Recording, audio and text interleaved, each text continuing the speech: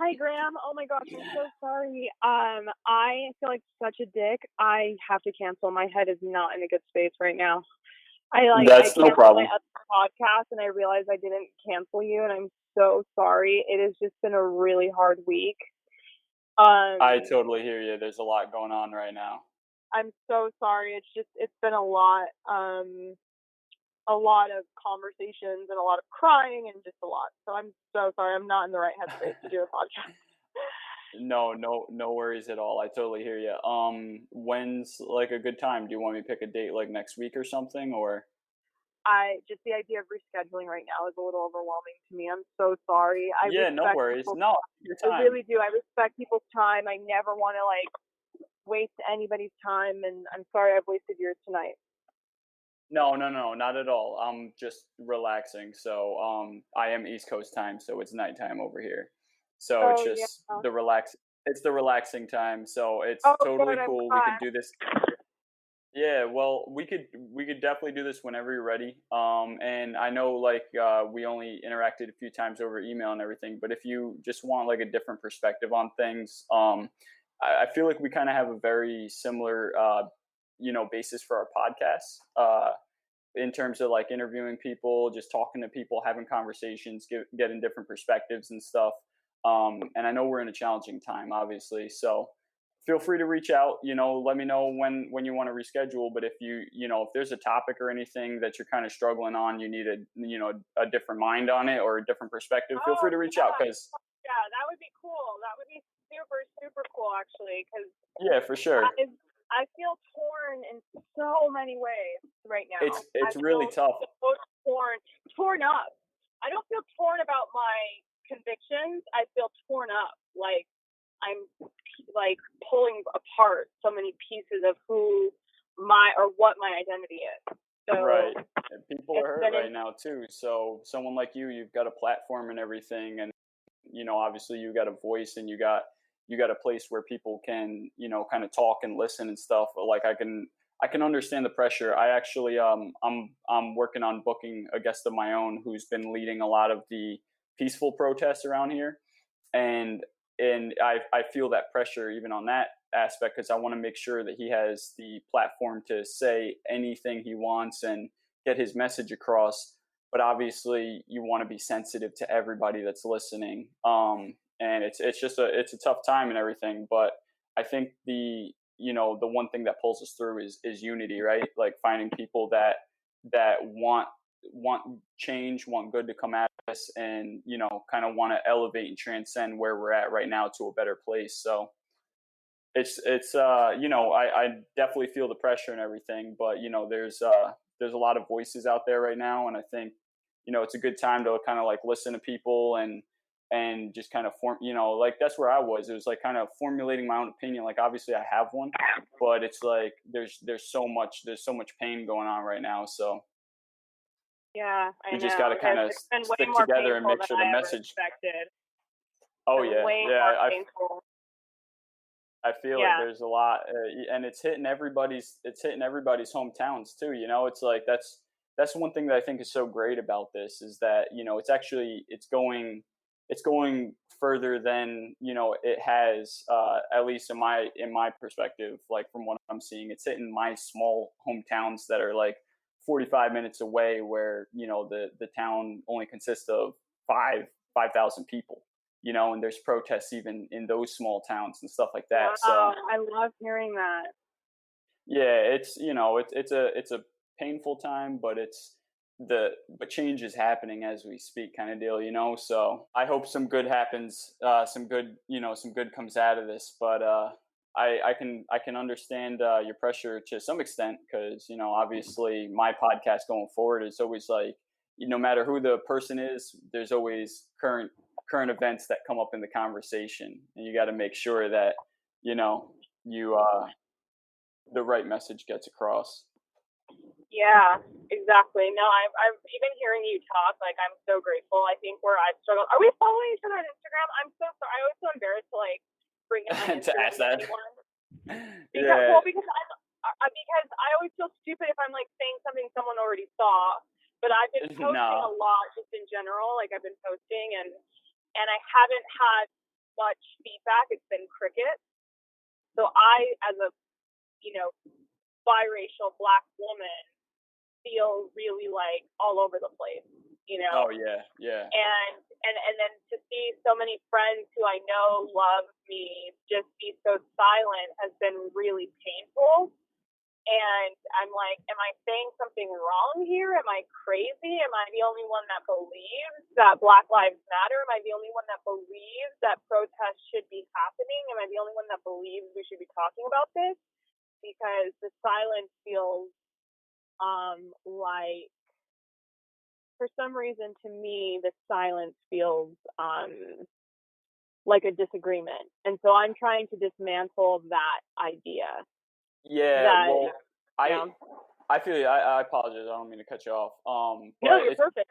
Great. It's interesting that you say that, because that's something that I've seen and I've been consciously thinking about a lot.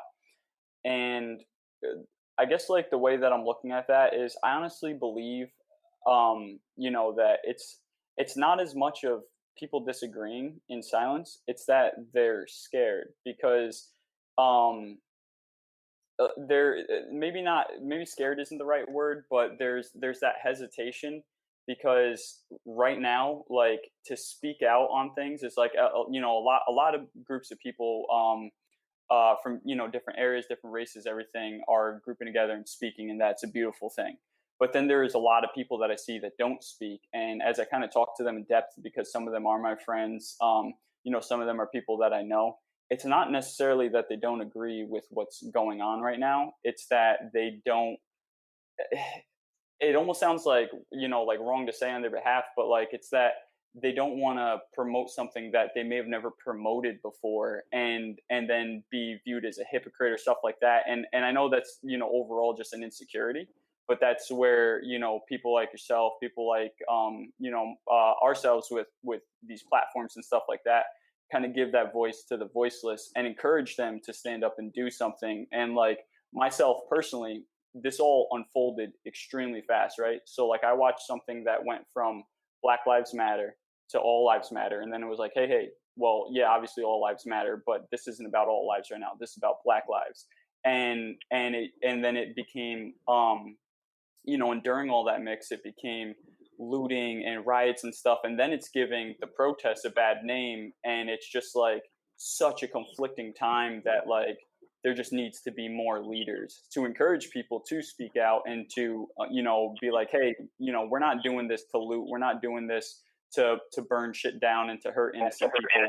We're doing this to speak and to create a change. And I think that kind of reaching out to more people, giving people the platform to talk or to voice their opinions and stuff, and also making every race feel okay to join to join the change, to join the movement. I think that's like the critical thing, because a lot of the people I talk to, like I come from an area that's very rural, so there's a lot of that farm country type, where obviously like racism is very prevalent in those areas. So there's like a big diversity of like that, like we've got a lot of cultural people here, but then we also have a lot of the I hate to say uneducated, but like maybe ignorant people that grew up on farmlands, that were kind of bred into this like this culture of like white supremacy and everything. But then there's a lot of those generations down, like young people our age or whatever, that they just don't know how to stand up and speak, because they've never done it before. They've never posted something to their story to support a race other than their own. And it's something that we shouldn't take personal, like it's something that it's just like where we don't like we have to be leaders. We have to encourage those people to stand up and to say like, hey, this is wrong. The things my parents have done, the things my grandparents have done is wrong, those ideas and those beliefs. And I choose to make a change and to choose a different path. I know I kind of rambled there, but I've been seeing that a lot, like exactly what you said. It's like, there's a lot of silence, and I guess just in my personal experience, a lot of that silence isn't disagreement.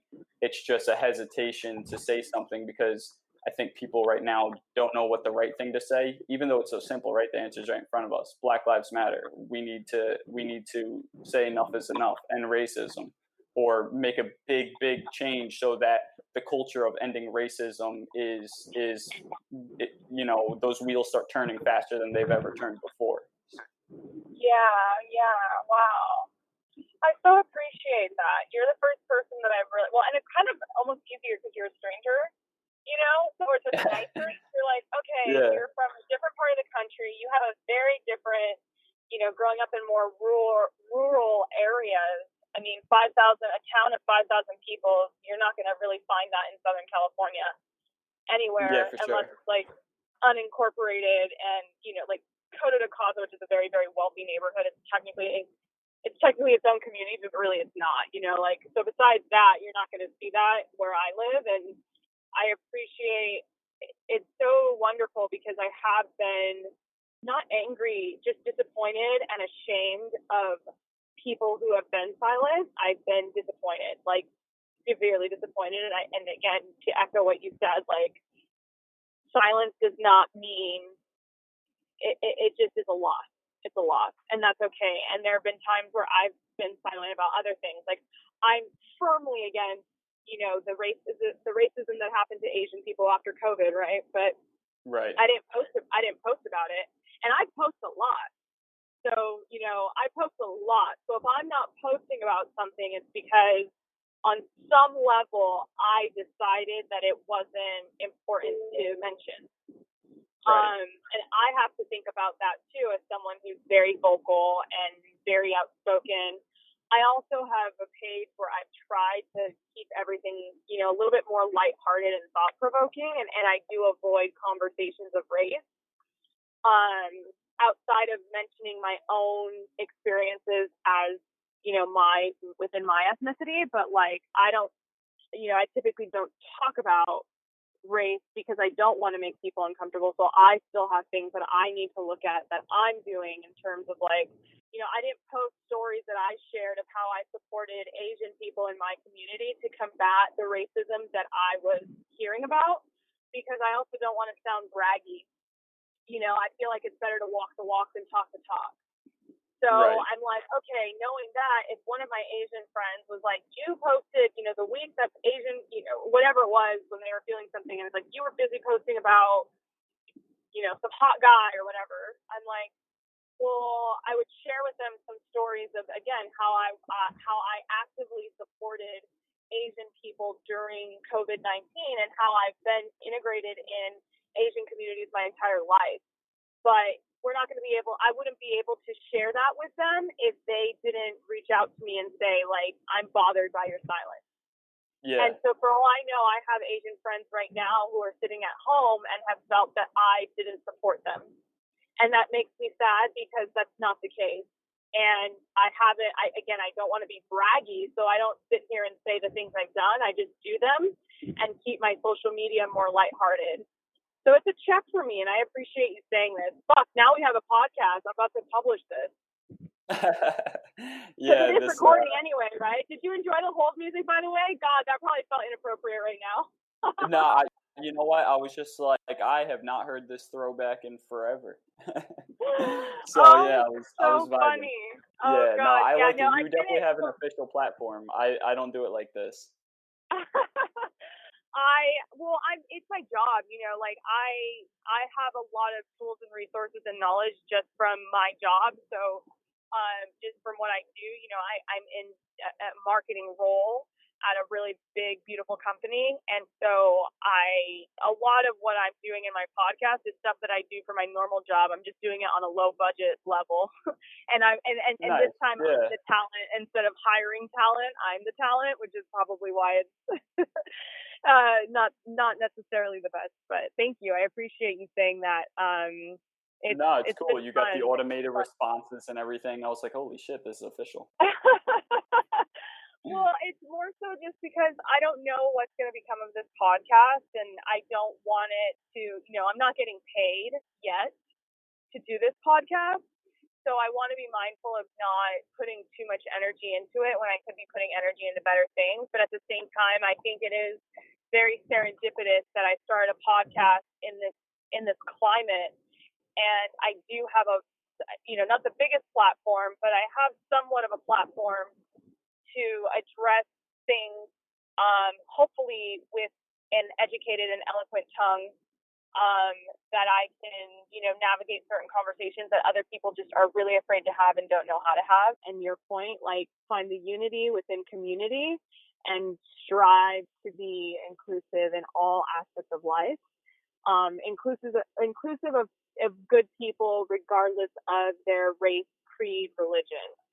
And I think that that's important. And I love what you said. Like, our generation may not know how to talk about it, but we certainly want to do something about it.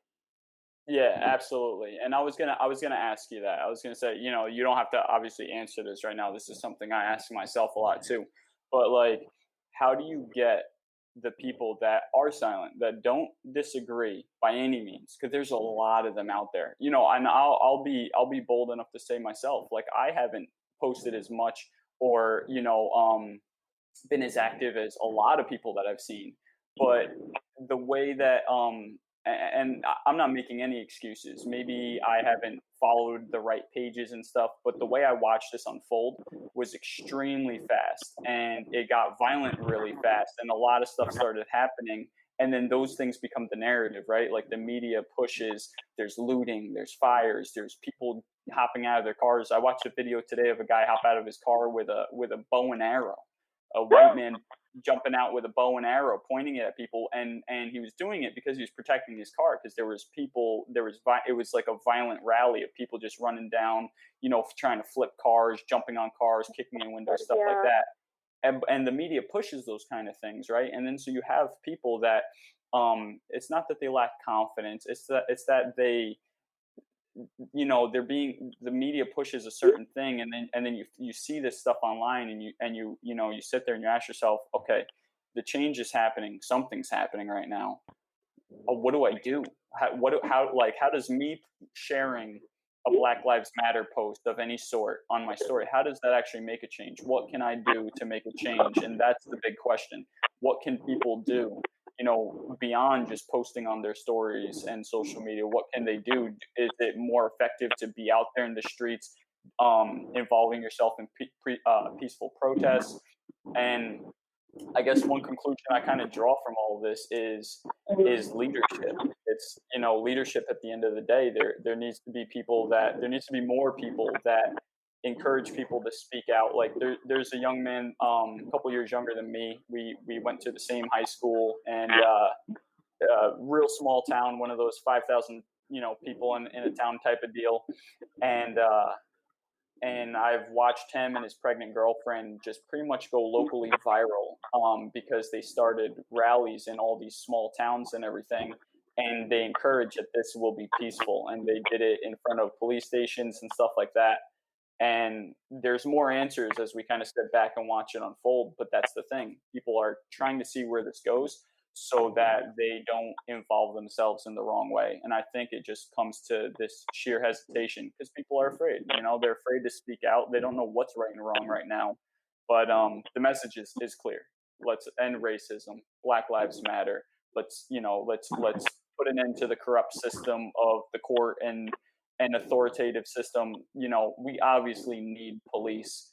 Years ago, the police in Brazil went on strike, and there was mass shootings, lootings, just the most vicious, violent things. Like, the world needs authority, needs police, but the system. That's a good fucking point. What would everyone do if the police? So my father was a police officer for 25 years, and I've known a lot of good cops, in my life. Yeah. And I wonder what the fuck would everyone do if the police did boycott? If the police said, fuck you guys don't appreciate us, you're going to put our lives on the line, and did boycott, what would happen? Because the peaceful protests essentially don't need police officers except to protect from people who aren't being peaceful, right? So it is a good call out of, like, y'all want to be violent, but what are you going to do when that violence is completely unhinged by a lack of authority and a lack of enforcement of law? Can you Exactly. handle that? Can you handle that anarchy? You're crying for it, but can you handle that? Because I would absolutely say not. I don't want to live in a world where, and again, this is me being a daughter, the daughter of a police officer. I don't want to live in I don't feel great living in a world where police officers are not available, respected, given the most resources needed to protect the people. Right. And so where people are, I don't ascribe, like right now, a lot of my friends are like, defund the police, and I'm not well versed enough on that to speak on it, but it doesn't sit right with me off the cuff. Like I hear it and I'm like, defund the police. Yeah. I believe that Black Lives Matter, but that doesn't mean I believe defund the police. Like, and so it's hard because I think everything's becoming all encompassing. And that's where no one wants to say anything, because instead of looking at individual issues, everybody's kind of, created this line in the sand saying that you're all or nothing. You either are outraged by George Floyd, or you think that he deserved to die, or you either hate the police officers that did that, or you hate cops at all. I don't know. It's just, So I love this. I really do love this, Graham. I'm so glad I answered. I actually, oddly enough, I was going to email you, but because my phone's been blowing up so much all day, I kept getting distracted when I meant to email you the cancellation, and then it just fell off my radar. And like I said, my podcast notification went off saying that you were on the line, and I was like, oh shit, I can't leave them hanging. So I'm grateful. I'm so grateful. I think you're very well spoken. I only listened to two of your podcasts, but one of them was with a 6-year-old. Yeah, that's probably one of my more popular ones now. He is it's just so 6-year-olds are so funny. They're just so interesting. And all I kept thinking was, you have so much patience. You have so much patience. Oh man, he's definitely a character. That's my girlfriend's son, and he pretty much watches, people come over all the time to do podcasts, and he was just like begging me like every day after day. And I thought it was one of those things where I could just be like, yeah, sure, we'll do it, and then he'll forget about it. He did not forget. So it was just one of those things where I was like, all right, you know what, we're going to do a podcast. And he handled it so well. Like he kept addressing the audience. Like, I don't know if you realize that. He was like, yeah, guys, so I really like this, and this is going so well, and this is such a cool podcast. It wound up being super cute. No, I love that. But That's wonderful. That's so sweet, and especially for you as a father figure. I will say, big mistake that my parents made in my life was always assuming that empty promises I would forget, and I forgot none of them. I will never forget that my mother never bought me the ruby red slippers from Wizard of Oz. Oh, that's it. Oh, and now man. I want to buy them now that I'm an adult, but I'm already an adult with big feet, so they don't even come in my size. And I'm like, I will never forget her fucking funeral as I'm burying her in the casket. I'll be like, you never got me those ruby slippers, you little liar. I'm like I hold so many grudges. So I appreciate his tenacity. Yeah. I'll keep that in mind, not to break promises, because apparently we never forget. So this isn't too long of a conversation, but I wanted to ask you, I'm going to head out soon just because I have a really bad headache. I haven't been sleeping. I've been crying a lot. I have some food I'm going to try to shove down my throat.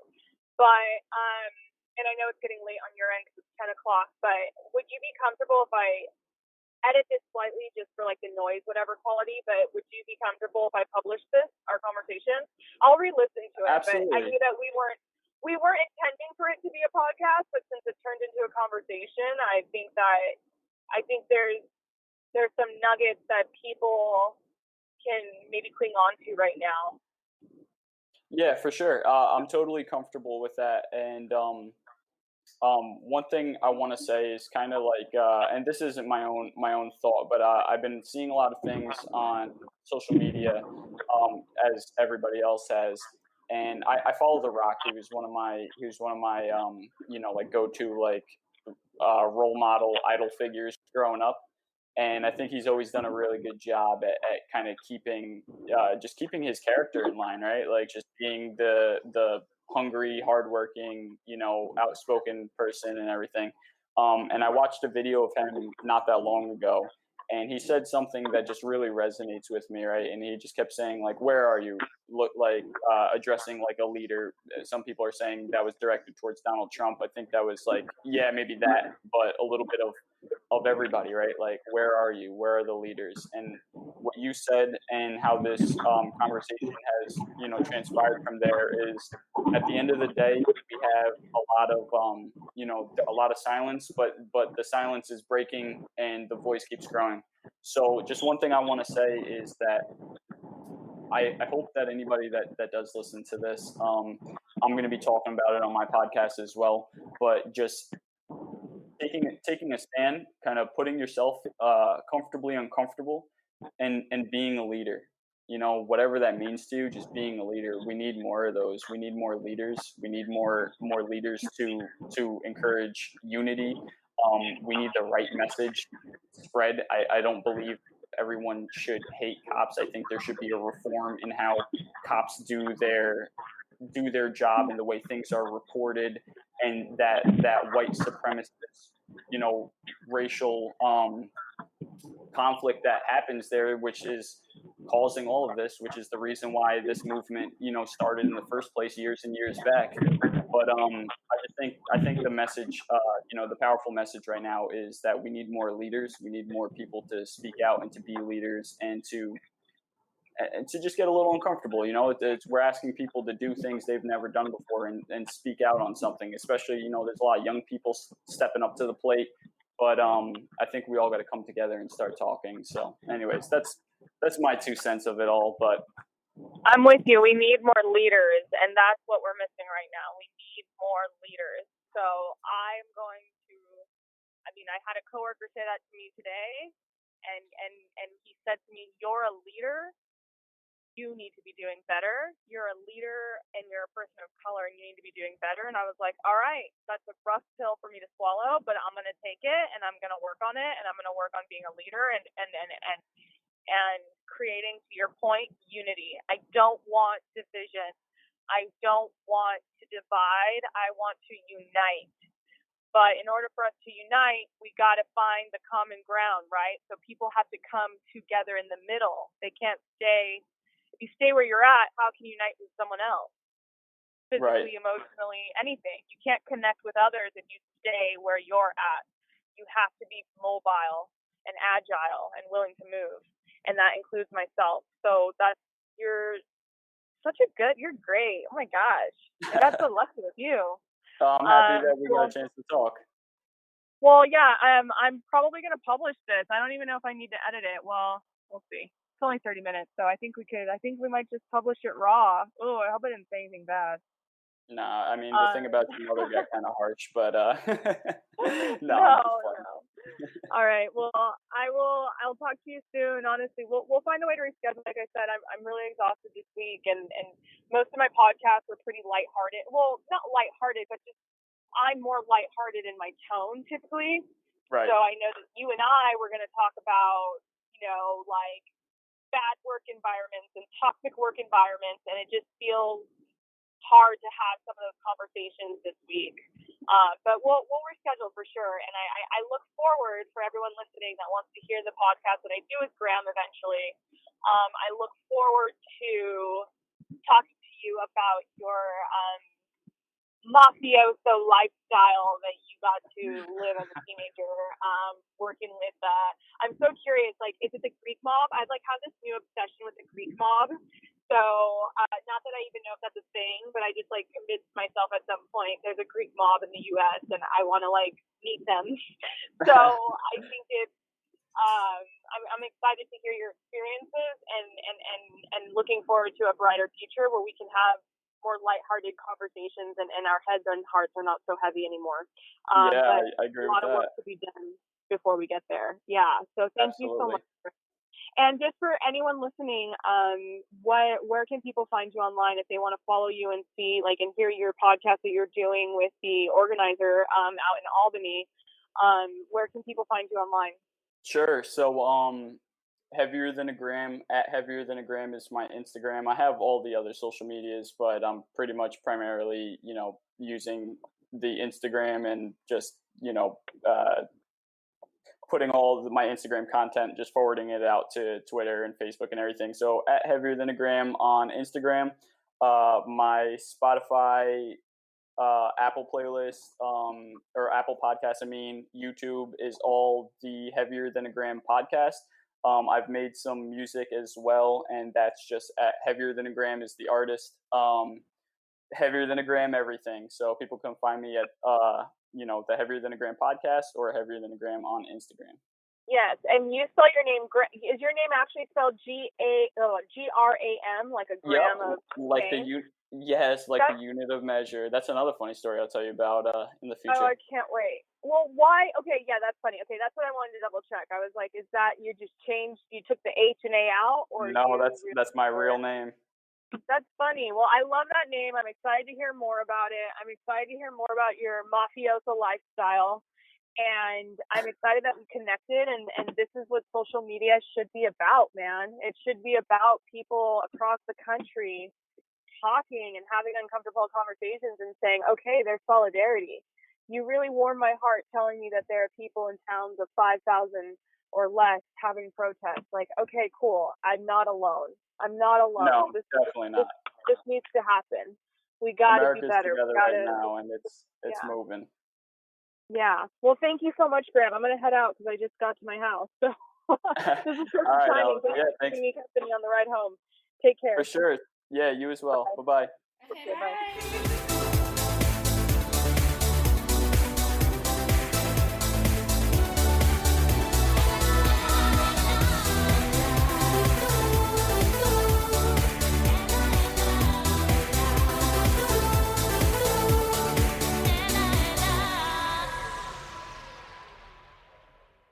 Hey, thanks for checking this shit show out. If you have an idea you'd like to be featured here, my email is ellaurbellapodcast@gmail.com. Thank you.